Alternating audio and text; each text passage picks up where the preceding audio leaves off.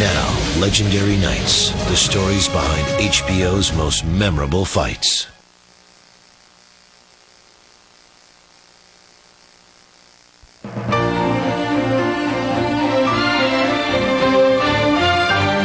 The following is a special presentation of HBO's Sports of the 20th Century.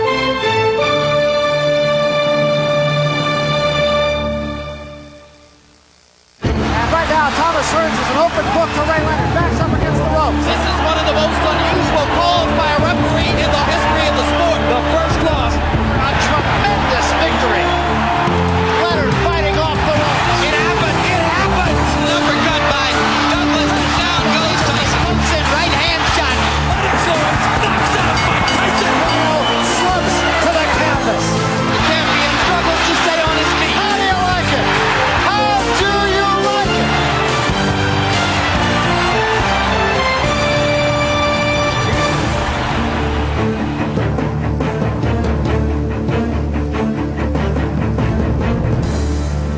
Hello, I'm Jim Lampley. Welcome to this look back at the stories behind Hagler Hearns, possibly the most memorable fight in 30 years of boxing on HBO.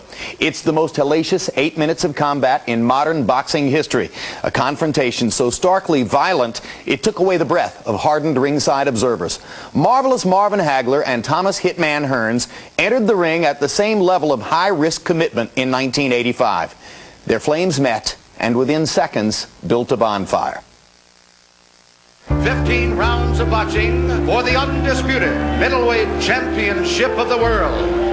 In November 1979, Marvin Hagler, in his 50th fight, finally got a shot at the middleweight title.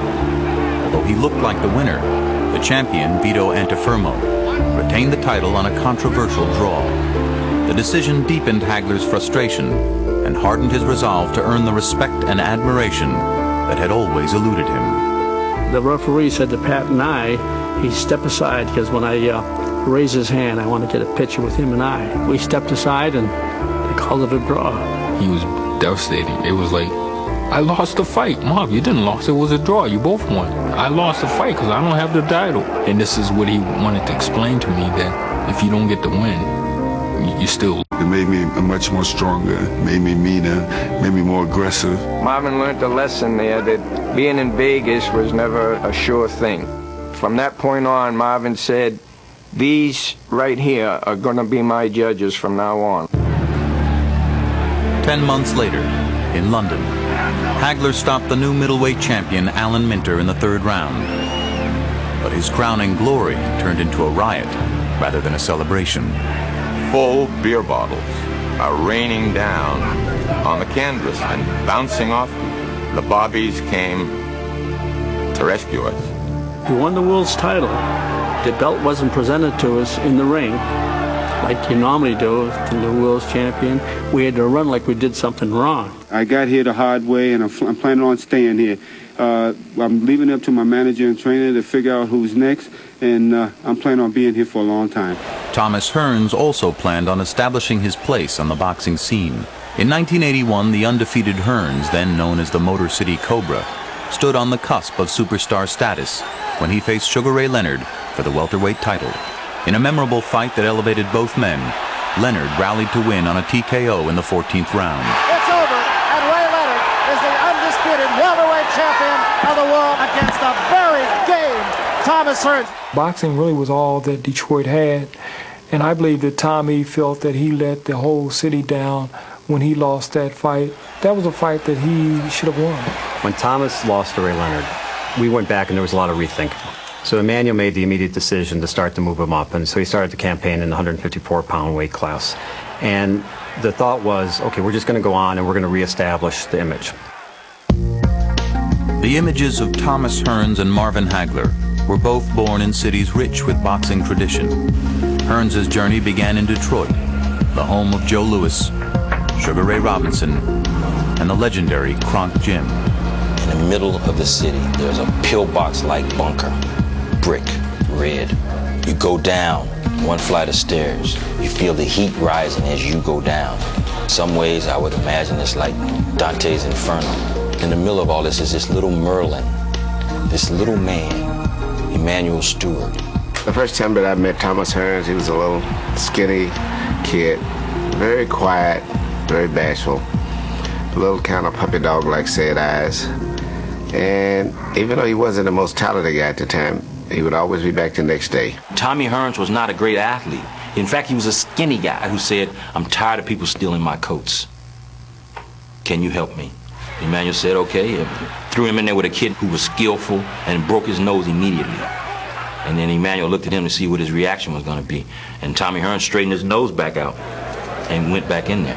It was like part manager, trainer, but also like a father to some degree too, being that he, like I, came from a fatherless home. We spent so much time together. After a while, Emmanuel did become something like a father figure to me.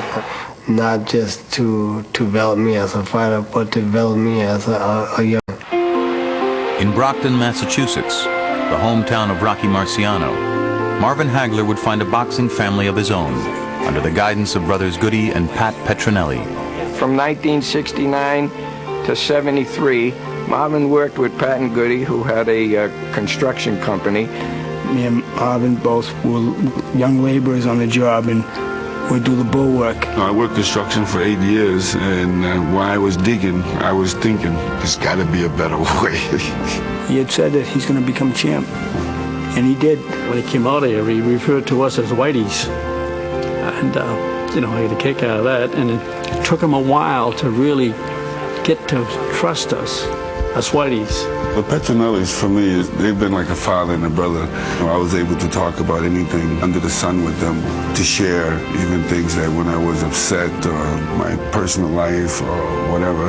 It was climbing that mountain together, Pat, myself, and Marvin. It was a triangle. There's nothing stronger than a triangle. Despite the support of the Petronellis, Hagler simply didn't feel respected inside the ring. So he went to a court of law to get what he couldn't get in the court of public opinion. Marvin wanted to be called Marvelous. We tried to educate the general public to the name Marvelous Marvin. We thought we had done it until we ran up against the guy who was in charge of ABC Sports, and he said, if you want us to use the name Marvelous Marvin, go to court. So I rose to the challenge. I asked the probate court judge to change the name of Marvin Nathaniel Hagler to Marvelous Marvin. It wasn't like he grew up always wishing his mom had called him Marvelous, you know. I mean, it was a need inside him. I really felt as though I never got the respect which I deserve in the beginning part of my career. And I just remember when Joe Frazier had said, you know, you got 3 strikes against you, 1 you're southpaw, 2 you're good, and 3 you're black. While people were hesitant to face Hagler, the lanky Thomas Hearns didn't have the look of a future world champion. He looked like you could blow him over, but out of nowhere, he possessed this punch. And it was almost like there was Tommy's body, and then there was this right hand that was from another person. It was demonic. When Tommy hit people with his right hand, most of his career, they disappeared like those people in that Star Wars, you know, they vaporized. That right hand goes crazy. It's over. It's over. He hit him with some right hand.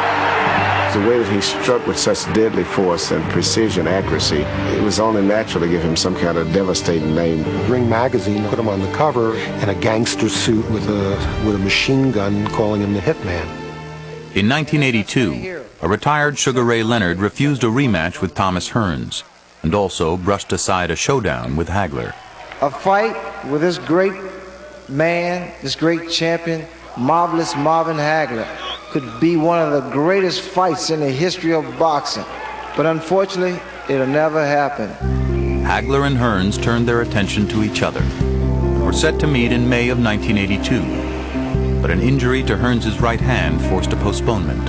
Marvin found out that the fight with Hearns was off, and I've never seen him so angry. I mean, he just wanted to fight this guy so badly. He started complaining about his little baby pinky. You know how many people will give $1 million for that little baby pinky? For $1 million, I'd cut that thing off. For 2 years, Hagler would continue his reign as middleweight champ, while Thomas Hearns, now fighting at 154 pounds, would put Hagler on notice. His shocking second-round knockout of the legendary Roberto Duran sounded the return of the Hitman. Oh, he's out. He's out. was out before he hit the canvas. If there's a sweet spot in boxing, it was that night where Hearns' fist met the point of Roberto Duran's chin. He was out cold, just boom, out. He looked like 140 pounds of pancake batter, just splat, down he went. When I hit Roberto Duran, it seemed like it was just a thrust of power just went through my arm. After humiliating Duran, a confident Thomas Hearns would move up to the 160-pound weight class, and the long-awaited showdown was set. Hostilities between the two fighters grew during a 20-city press tour. Keep that belt by your bed, because it'll be the last time you see it. When he would pull the little baseball cap on, war across the top, you knew, and I think Thomas Hearns knew, that it was about war with Hagler. It's a mental toughness, and that's what I feel. War, that's what's on my mind. Marvin was even more quiet than Tommy and said less. So in order to make the press conferences interesting, Thomas Hearns had to be the outgoing, talkative one. And come April 15, and 3 rounds, I would be the greatest. I finished hitting with 1, 2, 3. I want to back off him just a little bit so I can hit him with 4. Just back off. Seeing his ugly face every day, I mean, you get tired, man. You know, and then he had that big mouth. He was telling what he's going to do. He's going to knock my bald head off. I already know who the winner is.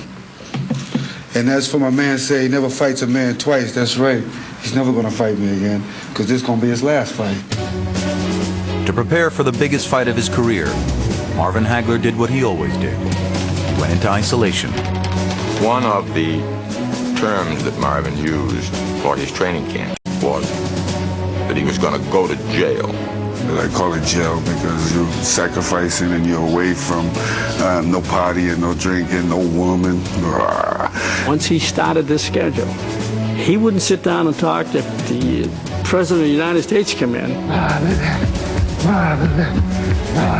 When I was working out with different guys the same size as him, I like to see him fall like a tree, you know.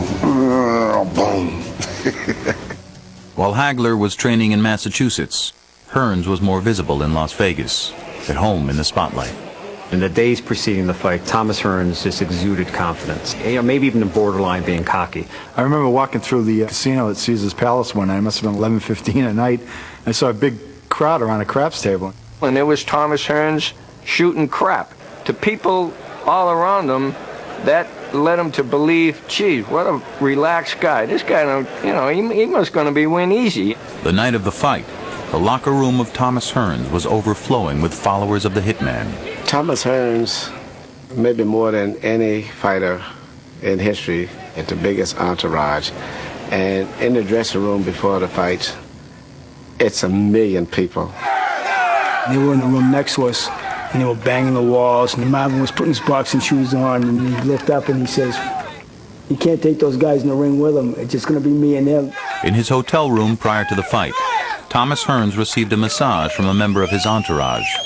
That act upset trainer Emanuel Stewart. One of the guys from one of the hang-ons, at least, massaged Thomas's legs down, and when I came up, I ran him out of the room, and I knew then that was a major problem. The massage leaves the body spent, and so going into the fight, we was worried. In the dressing room, I was saying to myself, I was thinking in my mind that in order for me to win this fight, I gotta go right out there and take it to him and get rid of him. The fight would be Thomas Hearns' first in the middleweight division, which dictated the strategy of Hagler. He would try to impose his strength on Hearns from start to finish. He'll have to start earlier because he's as ready as he's ever been. He's the best shape he's ever been in his life. He'll knock out Tommy Hearns. Goody called it. Goody said, "Tommy's going to come gunning right out after you. Just make a street fight out of it. He'll come right out at you, and you just come right out with him." People just saw two trains ready to collide. This is the main event of the night. 12 rounds of boxing for the undisputed middleweight championship of the world. I think when people saw them come in, Hagler and Hearns, and they looked at these two men who sometimes lived in Sugar Ray Leonard's shadow, and they said they are desperate to win this fight because their legacy could depend on this. And the entourage now of Thomas Hearns making its way toward the ring here. Marvelous Marvin Hagler, of course. He had his game face on, Ray, somewhere around Thursday. Everybody expects to see a contest here decided by their strength, decided by their styles, decided by their will. This was going to be high megaton action. One guy who's called a and the other guy who walks around talking about destroying destruction no matter what you ask him. Marvelous Marvin Hagler. I suddenly noticed Marvin Hagler is beating himself up in his face. Ed Schuyler, the Associated Press, said later, if the introductions had gone one more minute, Hagler would have stopped himself. When they got in the ring, I mean, I could not believe the tension that was in that fight. I'm just cautioning you now. Obey my command at all times. Shake hands, good luck to both of you. When Marvin Hagler came out of his corner, he was carrying with him all the frustrations and broken dreams of his whole life. And he was going to take them all out on somebody else. We're underway. And the pace is up-tempo right at the opening bell. The moment in that fight was in the first 10 seconds of the fight. You know, I mean, you couldn't get any more up. And it went on for the first 3 minutes of that fight. Tremendous pace in the first round. I expected this, Barry. Both guys are going at it. Hearns getting the better of it right now. I was hitting with triple I. Man, I was trying to hit him with everything. The second round, these guys would definitely pace themselves. There has been no boxing at all, just fighting him. I went to jump right on top of him, not giving him time to think, not giving him time to use his reach or that right hand. There was a left hand by Hagler that stood Hearns straight up, and a right hand. Both men have felt the wrath of the other. The combinations were unbelievable. They just both were just bashing each other to the point where I felt like sweat coming out of the TV screen. Now that was the right hand of Tommy Hearns, and it did catch Hagler, but he didn't take a backward step there. This is still the first round. Blood on the face of Marvin Hagler again. We can't quite tell where it's coming from. Everything was in fast motion. It was so quickly. I forgot how many rounds it went. Writers from the New York Times and Los Angeles Times and papers from all over the world, they've got their mouths open. This may be the most brutal, even round you've ever seen in boxing.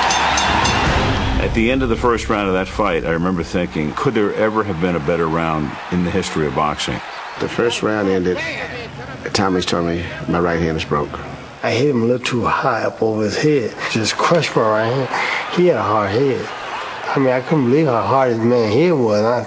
I said, man, I see why you keep your head bald and shaved bald, because you got a weapon here. You got a hard weapon. When I think off to the back, the most exciting 3 rounds in boxing, and he did that with a broken hand, it just lets you realize how much courage and determination he had. Broken or not, it was Hagler's ability to withstand Hearns' best weapon that shifted the fight's momentum. After he hit me with the right hand, I think that was his best shot. And I knew for myself that in order for you to knock me out, you better hit me with that ring post because I ain't going nowhere. Nobody could take Hearns' punches. When Hagler shook it off, I remember thinking, the fight's over. Bang, just like that. In the second round, with Hearns' right hand already broken, Marvin Hagler would gain the advantage. That was the hook. Good left hook, and Hearns left his feet. Hearns is hurt. That was a good get back. Hearns is definitely hurt. Trying to weather the storm here in round 2. Big round for Marvin Hagler.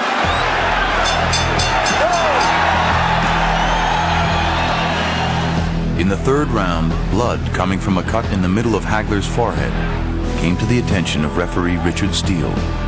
And now we're going to get a moment for the doctor to come in as that cut just opened up. I took Marvin Hagler to the doctor. The doctor looked at the cut and allowed it to go on. It's not bothering your fight. No, it's not bothering his side. Let him go.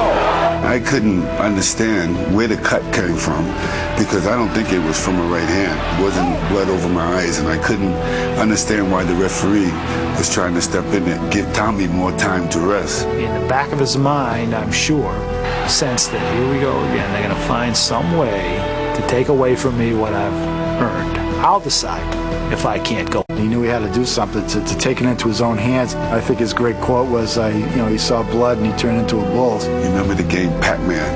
And so if I just keep, and sooner or later I'm going to catch you. Right hand, says Hearns, he doesn't know where he is.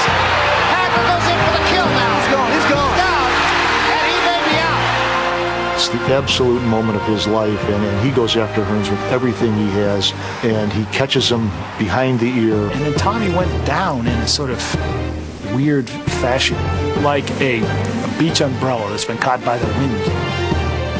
He goes down, and I'm counting. 5, 6, 7. Thomas Hearns' heart is just big as he is. He gets up and collapses my arm. It's over. This one is history. Marvin Hagler, a tremendous victory. I love the knockout, but I believe that if Tommy would have got up in that fight there, I believe that I never really want to hurt anybody in the ring or kill anybody, but I believe that he was really going to be hurt. For Marvin Hagler, this was the peak of his 12-year career. I told you I was going to eat him up like Pac-Man. I figured once I get through the right hand, then it was all mine. Made us all stand 10 feet high. We picked him up, walked around the ring with him. He's our champ. He's finally got the recognition he should have had.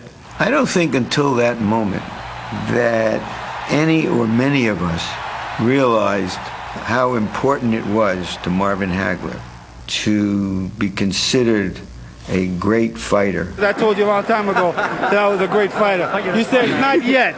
Not yet, you said. You still got to prove yourself. Well, did I do that tonight? This night, Hagler got all he deserved. He had worked for this night and for this moment. He had to decide at some point, how much is this worth to me? And he decided it was worth a lot. And he was rewarded. It's a great thing. While Hagler and his handlers celebrated, the sight of Hearns laid out on the canvas was difficult for his supporters to witness. It was the first time I ever saw Tommy actually down. He was totally drained. One of Tommy's handlers jumped in the ring and lifted him up like a baby. It was bad enough that he got stopped, but he didn't need to be carried back like he was an unconscious slab of meat. Weeks later, I said, "Tom, you ever think what would have happened if that fight would have gone the distance?" And he said, "Yeah, one of us would have been carried out." I said, "Wait a minute, one of you was carried out." After the fight, Hagler and Hearns met face to face, no longer enemies, but partners in history.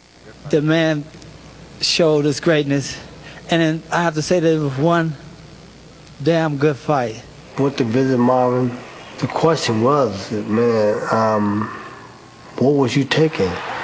What made you stand up? And Marvin's answer was, I didn't want to fall.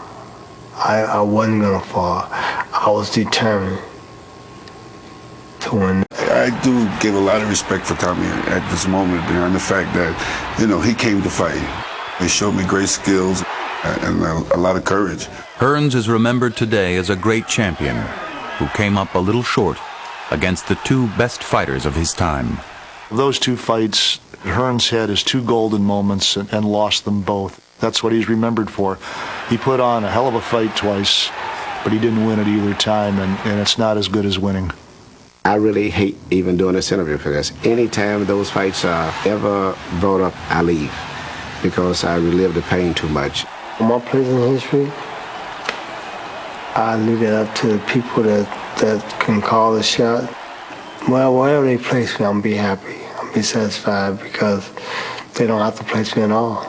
Now Marvin Hagler was considered marvelous in the court of public opinion as well as the court of law.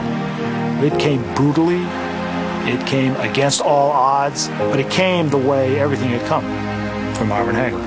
That's the way I had to do it. That's the only way. That is how sweet it is. That performance became his identification badge for the rest of his career. Those 8 minutes transformed him from just being a terrific pro into a star. One should grab oneself one of these Red Guard sports sticks because one would hate to be considered malodorous by one's chums. And one of the great middleweights of all time. The victory over Hearns would be the peak of Hagler's career. He would have one more super fight against Sugar Ray Leonard. Hagler would lose a split decision and retire, never putting a pair of gloves on again. But no matter what happened later, Marvin Hagler and Thomas Hearns' performance on April 15, 1985 will always be remembered for boxing's most unforgettable 8 minutes. For great stars to do that, to put themselves on the line, take all those risks in that big moment on the stage is so rare that it has a timeless, epic quality to it. Because of Hagler's abrupt retirement 2 years later, there would be no rematch of Hagler-Hearns, no sequel to dilute or diminish the impact of their abbreviated street fight. And for Hearns, just as had been the case following his heartbreaking loss to Leonard 4 years before, his image as a great warrior was further enhanced. Hearns' career proves that great fights can establish a fighter's greatness, whether the record shows he won or lost. Thanks for watching The Tale of Hagler-Hearns.